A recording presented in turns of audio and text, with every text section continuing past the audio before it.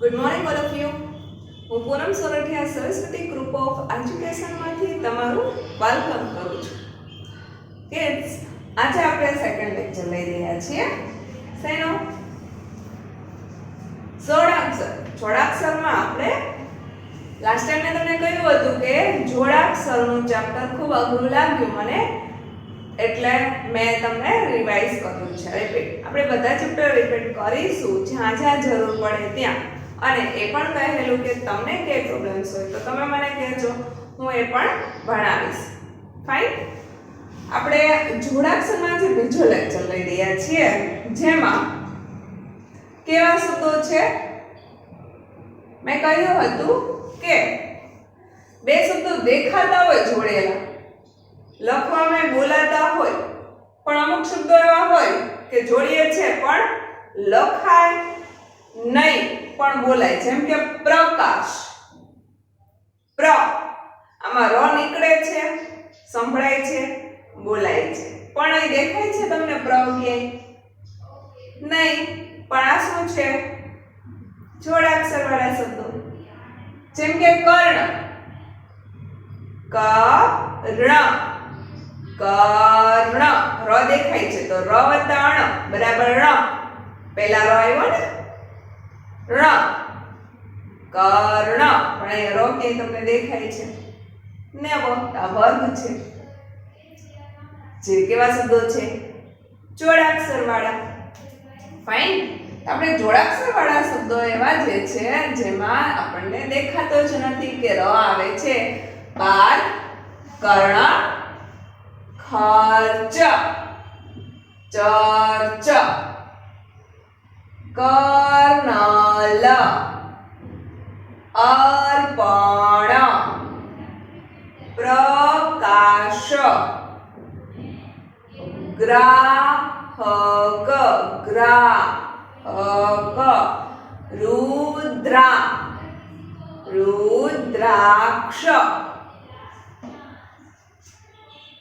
अर्थ, अर्थ, कार्य, कार्य, कार्य, नर्मद, नर्मद, नर्मद, कर्क, कर्क, ड्रम, ड्रम,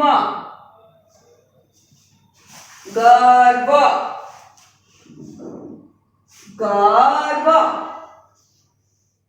घर्षण, घर्षण, प्रगट, प्रगट, ध्रुव, ध्रुव, ध्रुव, अर्ध, अर्ध એટલે અડધું. સમ્રાટ, સમ્રાટ, સમ્રાટ, વર્તન, વર્તન, કીર્તન, કીર્તન, કીર્તન,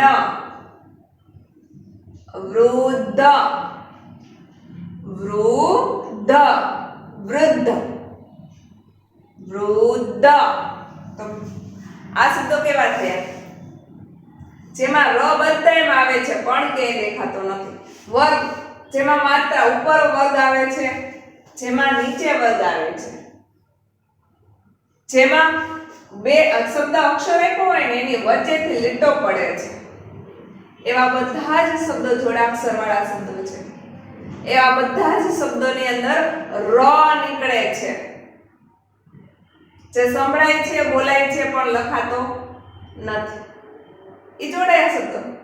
આજે આપણે એવા શબ્દો શીખવાના છે, પણ એના માટે આપણે પહેલા રિવિઝન આગળના વર્ગનું, આગળના શબ્દનું કરવું જોશે. જેમ કે આપણે શીખ્યા હતા ને કે ત વત્તા ત બરાબર ત, તો સતર અને દત્તક. સત્તર અને દત્તક આ શબ્દ કેવો છે? જોડીએ વાળો શબ્દ છે, જેમાં ત દેખાતો જ નથી, ડબલ ત નથી દેખાતો. જેમ કે દ વત્તા ધ બરાબર ધ, બુદ્ધિ અને સિદ્ધિ. તો એમાં ધ છે, બુદ્ધિ અને સિદ્ધિમાં ધ નીચેથી દેખાય છે, બોલાય છે, સંભળાય છે. આ શબ્દ જોડીએ છે એ દેખાય છે, ખબર પડી છે. પણ દત્તક, સત્તક આ શબ્દ જોડ્યો છે એ ખબર પડે નહીં. ક્ષિતિજ, ક્ષિતિજમાં ક્ષ છે, જોડ્યો શબ્દ છે, ખબર પડે નહીં. પ્રકાશ, જોડિયા શબ્દ છે, ખબર પડે નહીં. પણ આ બધા જ શબ્દો જોડિયા શબ્દો છે. અને એવા જ આપણે જે ર નીકળે છે ને ખાસ કરીને એ શબ્દ શીખવાના છે. ર વત્તા ય બરાબર ય, આર્ય. ર વત્તા ય બરાબર ય, આર્ય. અર્થ, આર્ય, અર્થ. આ ર અને ય, તો વચ્ચે ર નીકળે છે ને ત્યારે જ્યારે આપણે પ્લસ કરતા હોઈએ શબ્દને ત્યારે અક્ષર પહેલા ર લેવાનો થાય. જેમ કે અર્થ, તો ર વત્તા થ બરાબર થ, અર્થ. આવી રીતે થાય. જેમ કે પ્રકાશ છે, જેમ કે આ પ્રકાશ શબ્દ આપેલો છે એ શબ્દમાં પહેલા આપણે કયો અક્ષર લેશું? પ્ર, પ્ર. પ્ર નો ર છે એ ક્યાં નીકળે છે? આગળ નીકળે છે કે પાછળ? જે સાઉન્ડ તમને સંભળાય છે, અવાજ તમને પ્ર ર સંભળાય છે ને ક્યાંક, એ તમને પ ની પછી સંભળાય છે કે પ ની પહેલા સંભળાય છે? પ્ર. સમજાય છે તમને? બહુ ખાસ ધ્યાન રાખજો અહીંયા બાળકો. પૂરે ને પૂરું ફોકસ મારે ઉપર રાખો તમે. બહુ ઇમ્પોર્ટન્ટ છે. અત્યારે તમને નહીં સમજાય ને તો પછી ક્યારે નહીં સમજાય. જુઓ, પ્ર, પ્ર. તો પહેલા પ બોલાય છે અને પછી ર નો સાઉન્ડ નીકળે છે. પ્ર નીકળ્યો ર, પ્ર. તો આપણે પહેલા વત્તા કરતા હોય ને ત્યારે સુલભ કરવાનું. પ વત્તા ર બરાબર પ્ર. પણ જ્યારે અર્થ, અર્થ થ નીકળે છે એમાં થ ની પાછળ ર નીકળે છે કે આગળ? જે ધ્વનિ સ્વર જે નીકળે છે, જે થ માં ર નીકળે છે ઈ પહેલા અર્થ પહેલા ર બોલાય છે કે પછી? સાંભળો જુઓ, અર્થ પહેલા ર નીકળો પછી થ બોલાય છે ને. પ્રકાશ પહેલા પ બોલાય છે પછી ર નીકળે છે. બહુ ડિફરન્સીસ છે, ખાસ ધ્યાન રાખજો. જ્યાં શબ્દમાં પહેલા ર નીકળતો હોય, જેમ કે અર્થ, એ શબ્દ પણ જોડીએ છે તો એમાં આવશે ર વત્તા થ બરાબર અર્થ, થ. પણ જ્યારે પહેલા શબ્દ નીકળે અને પછી ધ્વનિ નીકળતો હોય, સાયલેન્ટ વર્ડ નીકળતો હોય, એમાં આવશે પ વત્તા ર બરાબર પ્ર. પ્ર પહેલા પ નીકળો પછી ર નીકળો છે એટલે પ વત્તા ર બરાબર પ્ર, અને પહેલા ર નીકળો છે પછી થ નીકળો છે તો ર વત્તા થ બરાબર થ. સમજાય? જેમ કે કીર્તન કે વર્તન. કીર્તન, કીર્તન, કીર્તન. તો પહેલા ર નીકળે છે તો ર વત્તા ત બરાબર ત, કીર્તન. જેમ કે અર્ધ, પહેલા ર નીકળે છે, ર વત્તા ધ બરાબર રર્થ, અર્ધ. જેમ કે સમ્રાટ, મ્રા. પહેલા મ નીકળે છે અને પછી ર નીકળે છે તો મ વત્તા ર બરાબર મ્ર. જેમ કે ધ્રુવ, ધ્રુવ. ધ વત્તા ર બરાબર ધ્ર. પહેલા ધ નીકળે છે પછી ર નીકળે છે તો ધ્ર, ધ્રુવ. પ્રગટ, પ્ર. તો પહેલા પ નીકળો. પ વત્તા ર બરાબર પ્ર, પ્રગટ. ઘર્ષણ, પહેલા ર નીકળો છે, પછી સ નીકળે છે. ર વત્તા સ બરાબર ઘર્ષણ, ઋષ, ઘર્ષણ. ગર્ભ, તો પહેલા ર નીકળો. ર વત્તા વ બરાબર ગ્ર, ગર્ભ. ર, ર વત્તા વ બરાબર ર, ગર્ભ. સમજાયું કે નહીં? અઘરું પડે છે, આપણે સહેલું કરી દેશું. ટેન્શન ના લો તમે. જો અહીંયા આગળ છે જ, જેમ કે પદ્મ અને પદ્મિની, એવું અહીં શબ્દ ક્યાંય દેખાય છે નહીં, તો આપણે એવું શબ્દ લખીએ. પદ્મ, પદ્મ, તો દ અને મ એ નીકળે છે, તો આપણે જેમ આદ્ય લખતા હતા એવી રીતે પદ્મ, દ લખતા હોય ને આપણે, તો અહીંયા દ કરવાનું, પછી અહીંયા મ કરવાનું. જેમ આદ્ય લખતા હતા ત્યારે કેમ લખતા હતા? તો અહીં ય અને અહીં ધ, આદ્ય, આદ્ય. પદ્મ, તો દ છે, પદ્મ, તો દ પહેલા નીકળો ને, તો આપણે શું કરીશું? જે અક્ષર પહેલા નીકળે એને આપણે ખોડો કરીને વત્તામાં કન્વર્ટ કરવાનો હોય. જેમ કે પદ્મ, તો દ વત્તા મ બરાબર ધ્મ. જેમ કે આદ્ય, તો ધ વત્તા ય બરાબર ધ્ય, આદ્ય. જે અક્ષરમાં જે વસ્તુ પહેલા નીકળતી હોય ને, સાઉન્ડ, જે અવાજ પહેલા, ધ્વનિ જે પહેલા નીકળતો હોય એ આપણે અડધો રાખવાનો છે. જેમ કે પદ્મ, આમાં મ દેખાય છે, પહેલા આખો દેખાય છે, તો આપણે મ વત્તા દ ન ચાલે. પદ્મ બોલવાનું, બોલીને શું નીકળે છે અવાજ, સ્વર, તો કે દ નીકળે છે, તો તમારે દ ને જ અડધો લેવાનો છે. તો દ વત્તા મ બરાબર દ્મ. જેમ કે આ ધ્ય છે, તો ધ્ય છે, ધ માં શું નીકળે છે પહેલા, તો કે ધ નીકળે છે, તો ધ નીકળે છે, તો ધ વત્તા ય બરાબર ધ્ય, તો ય છે એ અડધો છે. આપણે કીધેલું હતું કે નીચે અહીંયા જે લીટી આવતી હોય ને એ અડધા શબ્દો, ખોડા શબ્દો હોય, અડધો શબ્દ હોય, અડધો અધૂરો શબ્દ હોય ને એવા જ શબ્દની અક્ષરની નીચે આવી લાઈન કરેલી હોય. ખાસ આપણે એ જ શીખવાનું છે. જેમ કે રુદ્રાક્ષ છે, રુદ્રા, તો દ ની પછી ર નીકળે છે, તો આપણે શું કરીએ કે દ વત્તા ર બરાબર દ્ર. તો ર છે એ આપણે અડધો નીકળો, તો આપણે ર ને ખોડો કરીશું. રુદ્રાક્ષ. હવે દ આપણે દ્ર લખો ને તો ખાસ ધ્યાન રાખવાનું કે દ્ર, ર નીકળતો હોય ત્યારે દ્રમાં આવી લાઈન આવશે, પણ જ્યારે વ અને દ જોડે થતો હોય, જેમ કે દ્વેષ,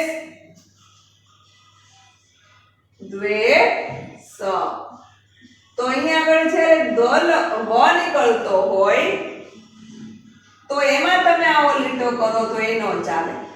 લખાણ તમારું પ્રોપર હોવું જરૂરી છે. દ્વેષ, તો દ્વેષ, દ્વે, પેલા દ નીકળો કે વ, દ્વે, તો દ નીકળો, તો આપણે કહીશું દ વત્તા વ બરાબર દ્વ. તો આ થયું દ્વ, તો દ્વ છે એમાં વ અડધો નીકળે છે, દ્વેષ. સમજાય? બહુ સરસ, ઈઝી છે, પણ બહુ સમજવું જરૂરી છે. અને આપણે આજે થર્ડ લેક્ચર હું લઈશ જેમાં હું તમને કહીશ કે વત્તા વાળા શબ્દને એડ કરો ને ત્યારે કયો શબ્દ અડધો થાય છે, કયો શબ્દ પહેલા સ્વર કયો નીકળે છે, એના ઉપર આધાર રાખે છે કે તમારે કયો શબ્દ બન્યા છે. ઓકે, ચલો અહીંયા આગળ આ જોઈએ આપણે આપણે ફટાફટ. જેમ કે આપણે જે નીકળેલા શબ્દો મેં તમને બતાવી દીધા કે ર વાળા શબ્દો છે, કર્ણ, પ્રકાશ, પાર્ક, બધામાં ર નીકળે છે. પણ ર આગળ નીકળે છે અવાજ કે પાછળ નીકળે છે એ બહુ ઇમ્પોર્ટન્ટ છે. એટલે આપણે આવી રીતે બધામાં કન્વર્ટ કરવું હોય તો કયો શબ્દ અડધો આવે છે એની નોલેજ ખબર હોવી જરૂરી છે. જેમ કે આ દ્વ છે, સોરી દ્ર છે, તો દ્રમાં ર પાછળ આવે છે અને તમે પાછળ આવતો હોય તમે આમ કરો કે ર વત્તા દ, તો આ શું થઈ છે? આ પર્વ આવો થઈ છે, આગળ ર આવતો, પાર્ક વાળો, કર્ણ વાળો, આ રોંગ છે. તો આમાં શું તકલીફ પડે ખબર છે?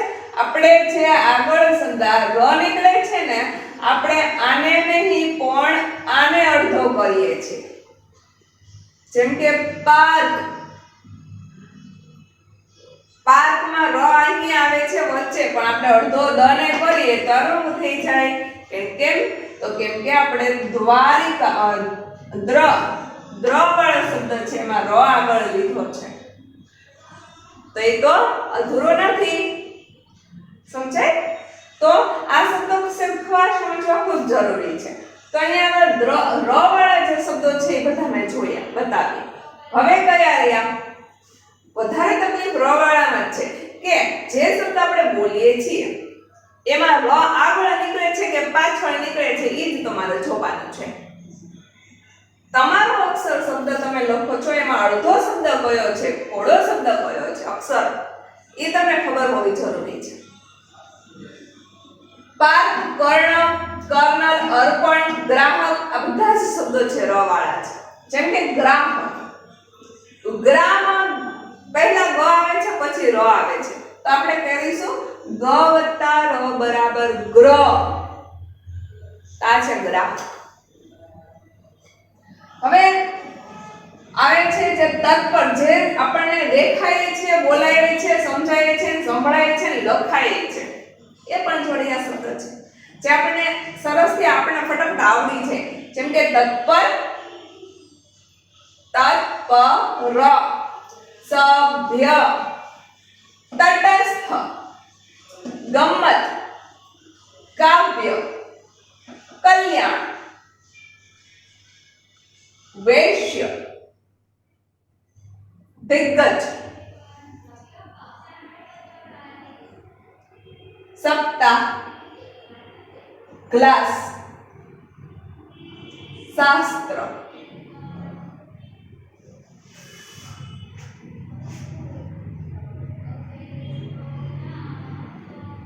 હિસ્સો,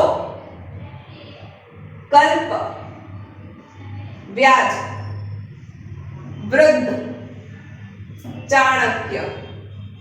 આ બધા શબ્દો આપણને બોલવામાં, દેખાવામાં, સમજવામાં બધામાં આપણને ઈઝીલી ખબર પડી જાય ભાઈ ચાણક્ય તો કોણ એ જોડેલો છે. હું તમને અહીંથી બોલાવું ભાઈ શ્રુત લેખન ચાલતું હોય તો હું તમને ચાણક્ય ખૂબ જ વિદ્વાન હતા આમ લખાવું, બોલું તમને, તો તમે લખો તો હવે ચાણક્ય તમે સીધું આમ બંધ થાય, લાઈટ થાય કે ક્ય, તો ઈ ક ને ય જોડેલો છેલ્લે આવશે. વિદ્વાન તો તમે કન્ફ્યુઝનમાં આવી જાઓ. વિદ્વાન પણ એટલું બધું નહીં જો આપણે શીખી ગયા હોય, અને એ જ આપણે શીખવાનું છે. બરાબર? ચલો અહીંયા આગળ આ શબ્દો આપણે જોઈ લીધા, સમજી લીધા કે ર આગળ આવે છે કે પાછળ આવે છે. જોડિયા શબ્દો છે તો એ કયા કયા છે, કયો શબ્દ કયો અક્ષર, સ કયો આવે, સસલાનો આવે કે શરણાઈનો આવે, આ બધાની સમજ લીધા બાદ હવે આપણે જે મેં તમને કહ્યું કે ર છે એ આગળ આવે પાછળ આવે એવા શબ્દો આપણે શીખવાના છે. વત્તાવાળા એ આપણે થર્ડ લેક્ચરમાં શીખીશું. Okay, next time. અને પછી કંઈક બીજું એનામાં જોવું ઘણું શીખવાનું જરૂરી છે. જોડાક્ષર વાળા શબ્દો, જોડાક્ષરનું ચેપ્ટર બહુ જ ઇમ્પોર્ટન્ટ છે. જોડાક્ષર તમને સરસથી આવડી જશે ને એટલે તમને વાંચવા લખવામાં કે તકલીફ નહીં પડે. હોમવર્કમાં પણ હું તમને પીડીએફ કરીને મોકલું ત્યારે તમારી નોટબુકમાં સાચું લખેલું હોવું જરૂરી છે. માત્રા કઈ રીતે કરવી અને આ જો દ્ર છે એ કેમ કરવું, રૂ છે કેમ કરવું, આદ્ય પદમાં આવા શબ્દ હોય તો કેમ લખવા. ખાસ શબ્દ લખો ને અક્ષરો તો તમારા રાઈટ અક્ષર હોવા જોઈએ. માત્રા છે અહીંયા દ્ર નીકળે છે તો એ દ્ર સીધી જ લીટી હોવી જોઈએ. દ્વેષ નીકળે છે તો અહીંયા વ આમ નીકળવો દેખાતો જ જોઈએ કે આ વ નીકળવો છે આમાં. ચલો અહીંયા આગળ આપણે લેક્ચર પૂરો કરીએ. હજી જોડાક્ષરનો રિવિઝન માટે પુનરાવર્તનનો હું નેક્સ્ટ લેક્ચર લઈશ ત્રીજો, જેમાં આપણે બીજા આવા જોડાક્ષરના શબ્દો વત્તાવાળા શીખવાના છે કે કયા શબ્દ કેવો પહેલા આવે, કયો અડધો છે. ત્યાં સુધી આવજો. નમસ્તે.